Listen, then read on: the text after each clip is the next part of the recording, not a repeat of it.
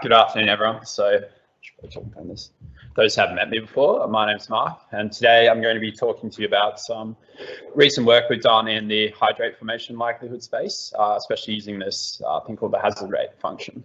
So, in terms of what I'm going to talk to you about today, it's mainly going to be flowline hydrate nucleation models. And the goal of these models is to get the probability of hydrate forming along your flow line.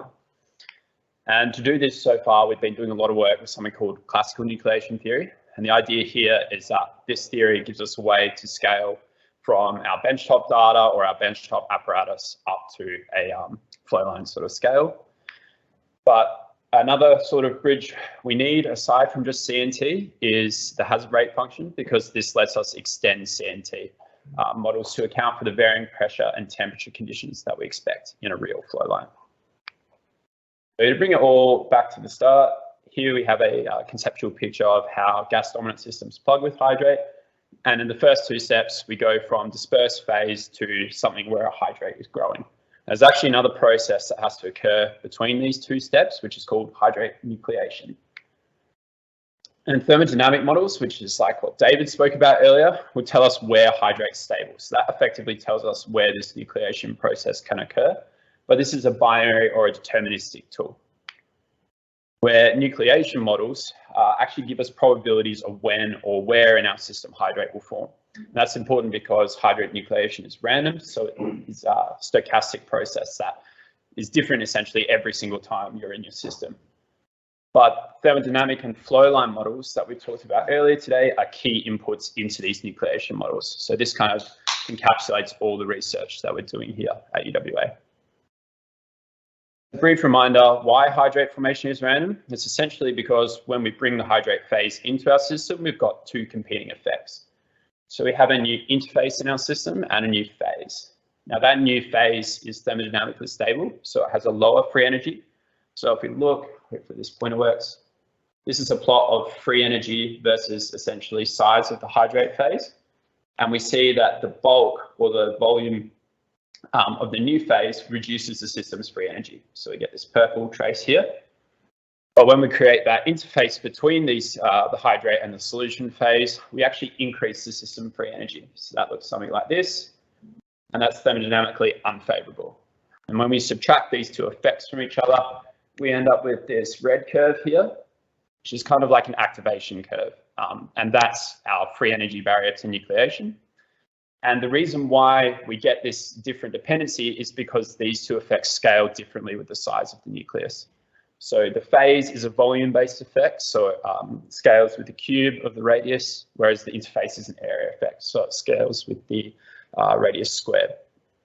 And then physically, this energy barrier, which is this red curve here, actually manifests as an induction time, and that's the random variable here. So every time we put our system into the hydrate stability region, even at the same conditions, our time to form will be different. Now, the good thing is, though, nucleation theory tells us that although we can't predict a single induction time, if we collect enough induction times, we can get information about how they're distributed. And nucleation theory in particular says that they'll be exponentially distributed. And all that means is that they follow this equation that I have up here on the board, which relates in a flow line context, f of t, the probability of hydrate forming before time t, to two other parameters, which is our nucleation rate, J, and T, which is the time that we've spent in the hydrate stability region. Now, these parameters are important for different reasons. So f of t is essentially related to our risk or formation likelihood tolerance. We can only accept low formation likelihoods in most cases. J is what we're really trying to predict with nucleation theory, because that's our system-dependent appearance rate of nuclei. And for T here, we're going to use the residence time of a packet of fluid traveling down our system. So we're going to imagine that we're tracking one residence time and seeing the varying conditions over the length of the system. And like I said before, essentially modeling how J changes as a function of system conditions is the primary goal of nucleation theory. So as a brief I guess, not really aside, but just showing you how this translates from theory to experiment, we've actually confirmed that this equation is valid for lots of different hydrate forming systems. So for example, if you look here, we're looking at how the, sorry, I'll go on this one. maybe. The cumulative formation probability, it's not going to work, but the cumulative formation probability on the vertical axis changes as a function of time. And the points are our data and the lines are fits to this equation. So this functional form captures this relationship well. And we've validated this for structure 2 hydrate, for CO2 hydrate, and for methane hydrate as well. So CO2 and methane hydrate are both structure 1 hydrate formers. And we've done this in 2 different apparatus, which is both the HPS Altar and the high pressure acoustic levitator. So what we actually want to look at now is that's the prediction between, I guess, the relationship between formation probability and J. But how does J actually depend on our system conditions? And I showed you this equation last time, and it looks a bit nasty, but it's not actually too bad. Essentially, it's just relating J to subcooling with a whole lot of other constants in here. So if we measure how J changes with subcooling, we can fit to this equation to get the constants that we don't know out. And the main 2 constants we don't know in this equation are these parameters A and B prime. Delta SE is a property of the fluid or of the hydrate in the fluid. We have the Boltzmann constant and the temperature, which is related to subcooling. So A and B prime are all we don't really know here. But if we fit to this equation, A tells us information about the number of nucleation sites in our system, and B prime tells us information about the energy barrier. So that's how high that red curve was I showed you on one of the first slides. I'm not going to go into too much detail about this today because I talked a bit about it in my last presentation. But essentially what we look at with size scaling is how these A and B prime values change with system size. And what we think is that A is proportional to the size of the relevant interface. So if you've got more of an interface present, you'll have more sites present. Whereas B prime is more a property of an interface. So if you've got a similar interface present in your benchtop apparatus as a real flow line, you're going to get a similar value of B prime for both. As a bit of a consequence of this equation is you actually see that the dependency of J on subcooling is exponential. So J is strongly dependent on subcooling. And just as a bit of a reminder, subcooling is the difference between our equilibrium temperature and our system temperature. So if we want to accurately predict the subcooling, we have 2 different ways by which I guess we can increase the accuracy, I should have said. So the first one is we can increase the accuracy of our TSYS.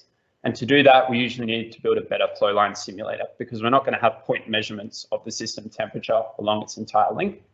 And that's what Shinsuke talked to you about earlier with the new water dominant system. The other thing we can do is improve our thermodynamic model, which will give us a more accurate estimate of the equilibrium temperature.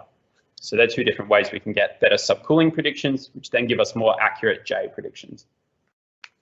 And the reason why this is important, to give you a more concrete example, is say here, for example, we've got a mixed hydrate forming structure 2. And we're looking at the pressure and temperature conditions under which hydrate is stable.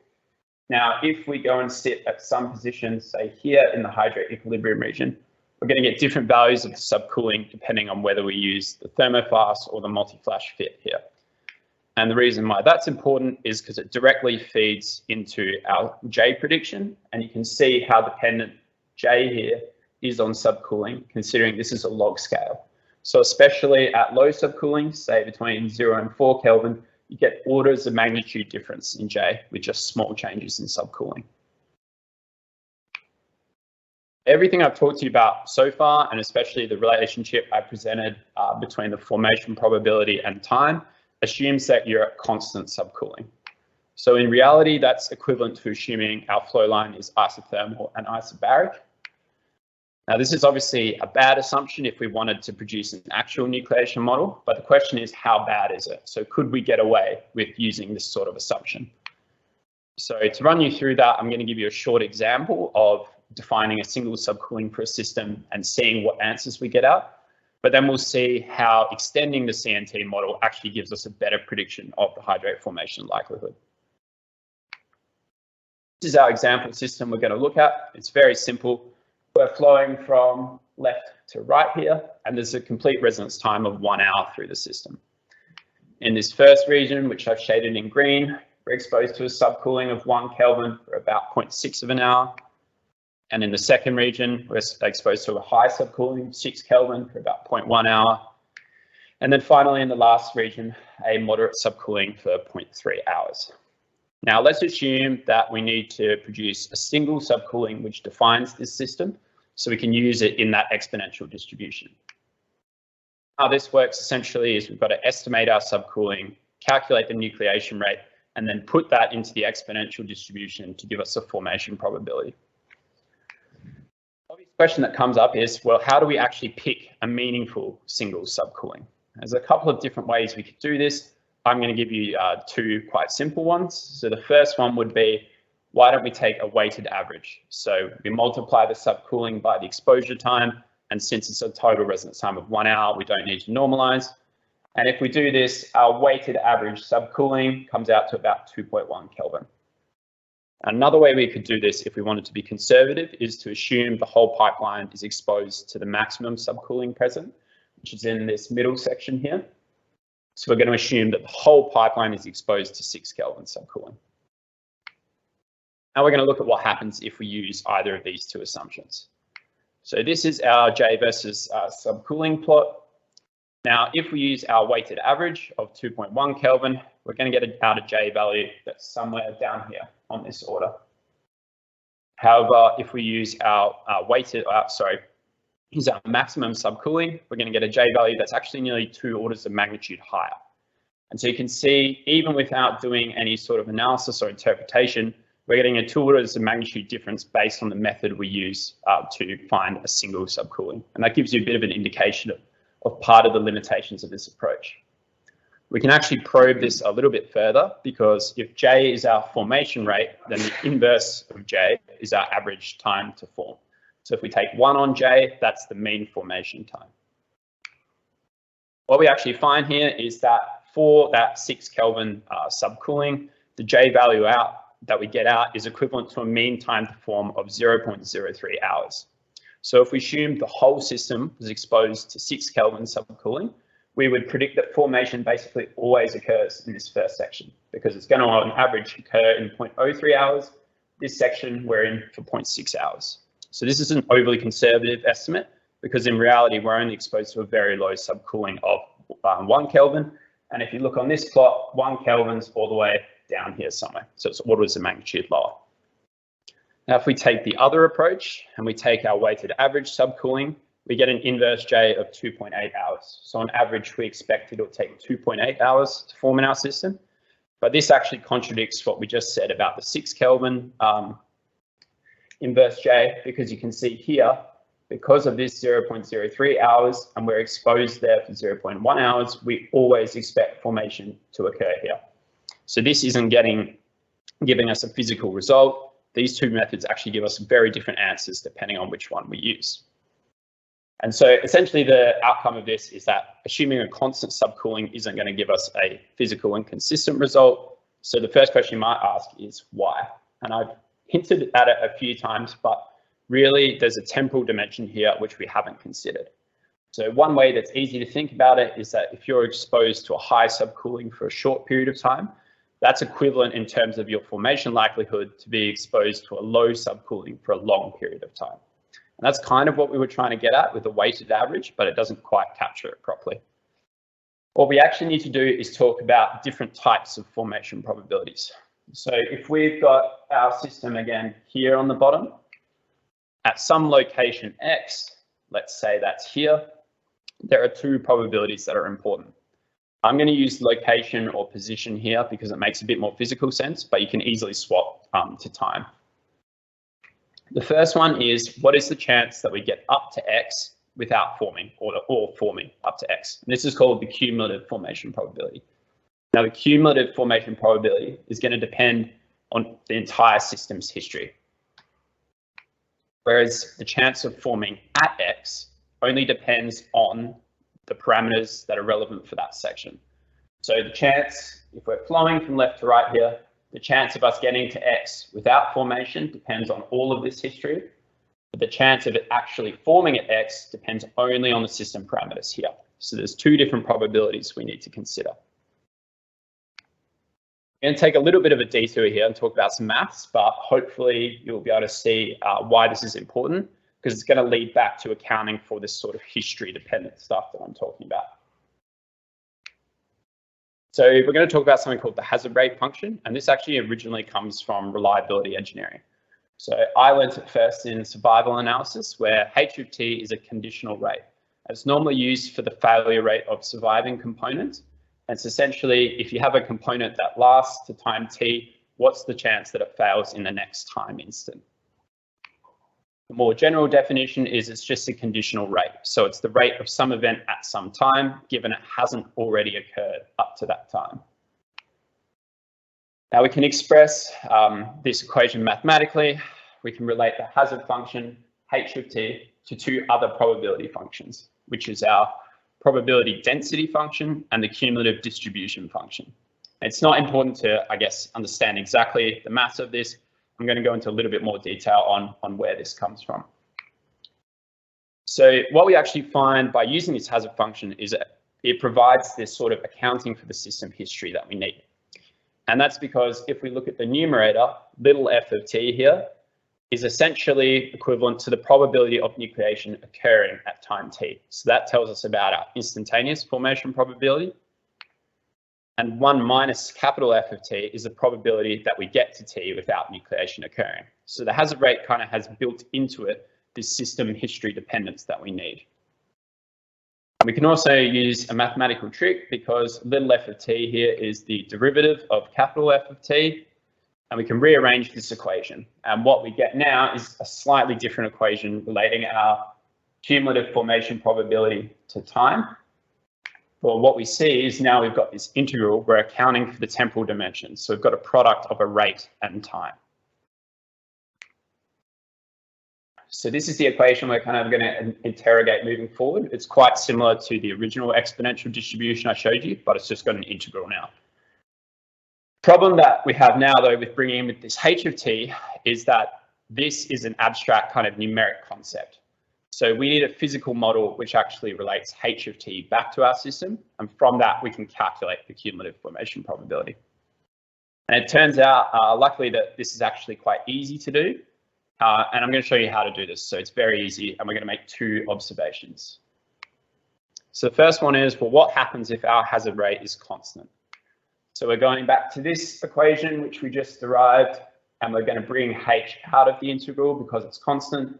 And we get this equation relating the formation probability to time and the hazard rate.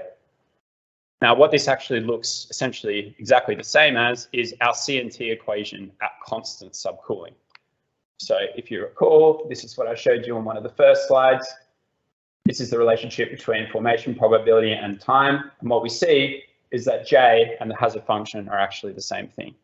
And that makes sense because we've really just generalized that with the use of the integral. The reason why this is important is because we know how the nucleation rate changes with our system conditions through that quite complex equation I had before.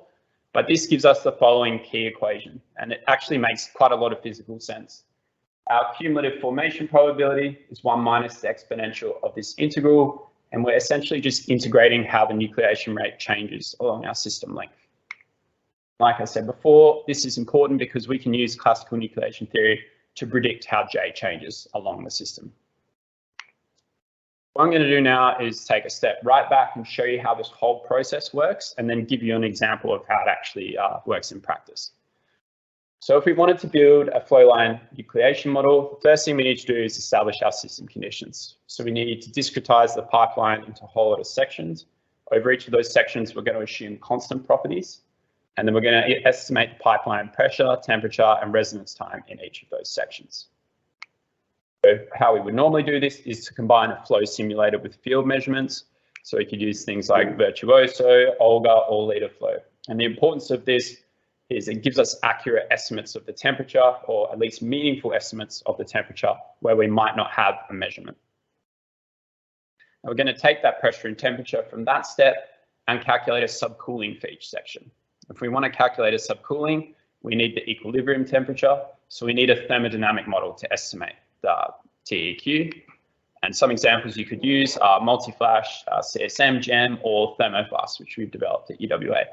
So you can see how essentially flow simulators and thermodynamic models form the basis of the system conditions we need for nucleation models. Now, in terms of the actual nucleation part of the model, the first thing we need to do is pull out the A and B prime values, which we need to calculate the nucleation rate. We've done a bit of work in this area, and this is essentially how we think it'll go, but we start with our benchtop scale apparatus, and we can take out values of A and B prime by fitting our experimental data to the CNT equation for J. Now, like I said before, we think B prime is a property of an interface. So we can actually put that straight into our flow line model because it should be size independent. The parameter A is a little bit more complex. Essentially, we need to plug that through a size scaling framework, which accounts for the difference in system sizes, and then put it into our flow line model. I talked a bit about that size scaling framework last time, and Cheng Long is going to speak after this presentation about some experimental work we've been doing in this area.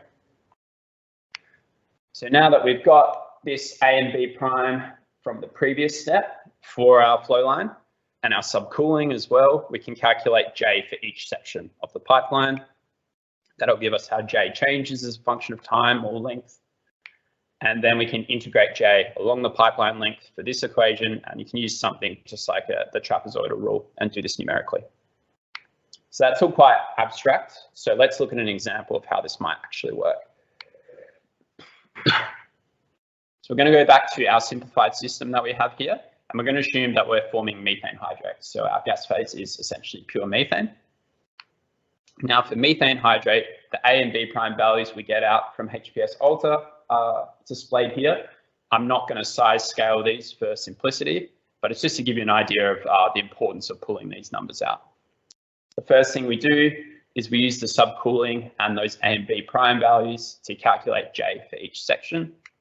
And these are the values we get out. It's important to note here, you've got a value that's times 10 to the negative 11 at low subcooling, where at high subcooling, it's 8 orders of magnitude higher. So that shows you how subcooling dependent the nucleation rate is. We're then going to numerically integrate these J values along the pipeline length, and that's going to give us a crude formation probability.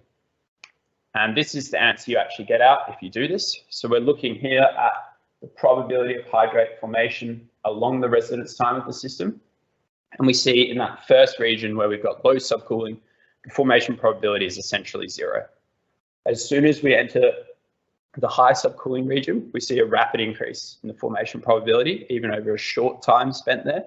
And then we see a kind of lower slope leveling off a little bit in the moderate subcooling region. And we get out a formation probability of about 60%. And the important thing here is this accounts for all of these different subcoolings in our system. We can also look at how this changes for different hydrate structures. So we see in general, sorry, that structure 2 hydrate forms slower than structure 1 hydrate in the HPS alter.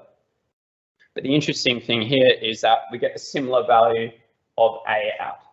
So that's important because we think for our model at least that A should be system dependent. We've measured these two different structures in the same system and we get the same value of A out. But what we've got here is different values of B prime, and that's because the structure 2 hydrate is different from structure 1 in terms of the interface. And in general, B prime is related to the energy barrier. So we should think that if there's a higher B prime, there'll be a higher energy barrier to nucleation, which means we'll have a lower formation probability. So if we repeat this calculation using this A and B prime value for the same system, this is what we actually get out for structure 2 hydrate, which is this red line along the base here.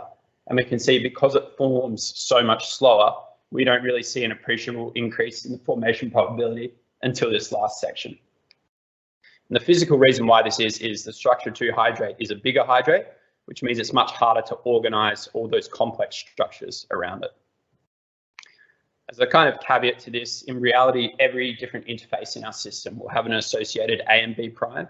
So we need to map all of those, oh God, I don't know why I'm coughing, sorry, for development in a full model. In terms of the way forward, this is kind of just new work we've been doing, but we're looking at integrating it into a software package. Thank you, Bruce. And then the idea then is we'll be able to compare to flow loop data where possible. The main challenge with comparing to a flow loop compared to a benchtop scale apparatus is you have large uncertainties in your interface size in a flow loop. So in something like the Joule-Thomson apparatus, it's quite hard to get a very accurate estimate of the interfacial area of like an atomizer spray or something like that. We can also extend it to look at the impact of KHIs. I'm not going to get into that. That's quite mathematically hard to do, but it is possible. We will get there, hopefully. But I just wanted to note in general, this approach using the hazard function actually works for any solid nucleation process. So we can also use this if we've got impurities freezing out from an LNG stream or during liquid hydrogen production. So hopefully I'll just wrap up everything I've spoken to you about today. The primary goal of this presentation is to give you a bit of background about flow line nucleation models, and that gives us the probability of a hydrate forming along a flow line. And a lot of the work we've done previously is using classical nucleation theory to scale, benchtop scale data to that in the field, so like a flow line sort of scale, but we also need high accuracy thermodynamic models to accurately predict the subcooling. Last line. And the important, I guess, limitation of this CNT-based model is that it's defined only for constant subcooling. So this hazard rate-based approach lets us take those constant subcooling conditions and extend it to a real flow line where we're going to have varying pressure temperature conditions along the length. So just a quick thank you to the ARC for sponsoring this, and for Pete, Zach, Eric, Vincent and Bruce for supervising this work or helping out with various different stages. Thank you. Any questions?